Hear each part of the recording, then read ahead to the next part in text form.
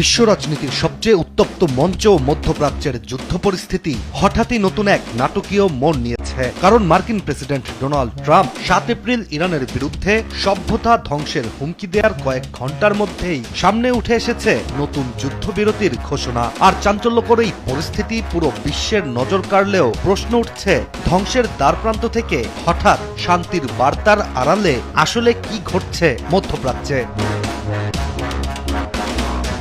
মূলত 7 এপ্রিল ইরানের বিরুদ্ধে ভয়াবহ হুঁশিয়ারি দেওয়ার পর একই দিন গভীর রাতে নিজের সামাজিক যোগাযোগ মাধ্যম ট্রুথ সোশ্যালের একটি পোস্টে ডোনাল্ড ট্রাম্প জানান তিনি ইরানের সাথে 2 সপ্তাহের একটি অস্থায়ী যুদ্ধবিরতিতে সম্মত হয়েছেন। আন্তর্জাতিক গণমাধ্যমের তথ্য অনুযায়ী ট্রাম্পের এই সিদ্ধান্ত এসেছে একাধিক গোপন যোগাযোগ, কূটনৈতিক চাপ এবং শেষ মুহূর্তের আন্তর্জাতিক হস্তক্ষেপের মাধ্যমে। আর বর্তমানে এই যুদ্ধবিরতি বাস্তবায়নে সবচেয়ে উল্লেখযোগ্য ভূমিকা রেখেছেন পাকিস্তানের প্রধানমন্ত্রী শাহবাজ শরীফ ও সেনাপ্রধান আসিফ মুনির।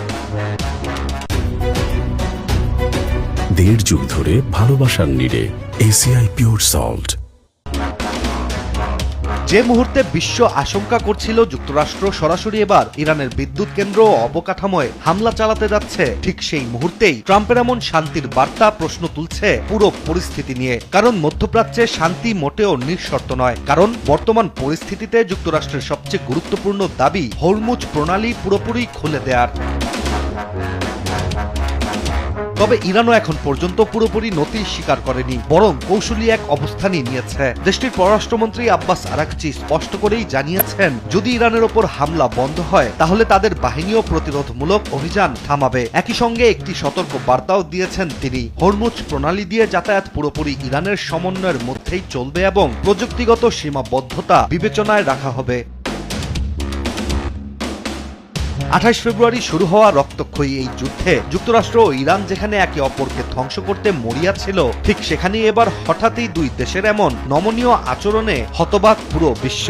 আর এই পরিস্থিতি বাস্তবায়ন করতে পাকিস্তানের পাশাপাশি চীনও একটি বড় খেলোয়াড়। একাধিক সূত্র অনুযায়ী যুক্তরাষ্ট্রকে যেভাবে পাকিস্তান রাজি করিয়েছে, ঠিক সেভাবেই শেষ মুহূর্তে চীন হস্তক্ষেপ করে তেহরানকে নমনীয় হতে চাপ দিয়েছে, যার ফলেই যুদ্ধবিরতির নতুন পথ তৈরি হতে চলেছে। এখন সবচেয়ে বড় প্রশ্ন, আগামী 2 সপ্তাহে কি সত্যিই শান্তির পথ খুলবে, নাকি এটি শুধু আরেকটি কৌশলগত বিরতি?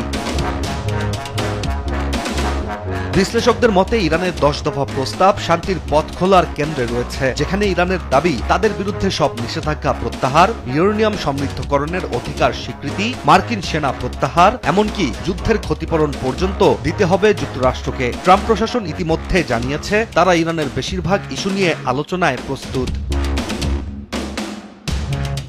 এছাড়া মধ্যপ্রাচ্যের বর্তমান পরিস্থিতি নিয়ে বড় একটি অনিশ্চয়তা রয়ে গেছে ইসরায়েলকে ঘিরে। কারণ যুদ্ধবিরতির ঘোষণা নিয়ে দেশটি এখন পর্যন্ত আনুষ্ঠানিক কোনো বিবৃতি দেয়নি। ফলে 2 সপ্তাহের যুদ্ধবিরতি ও আলোচনার নতুন এই সুযোগ ইসরায়েলের যে কোনো পদক্ষেপে ভেস্তে যেতে পারে।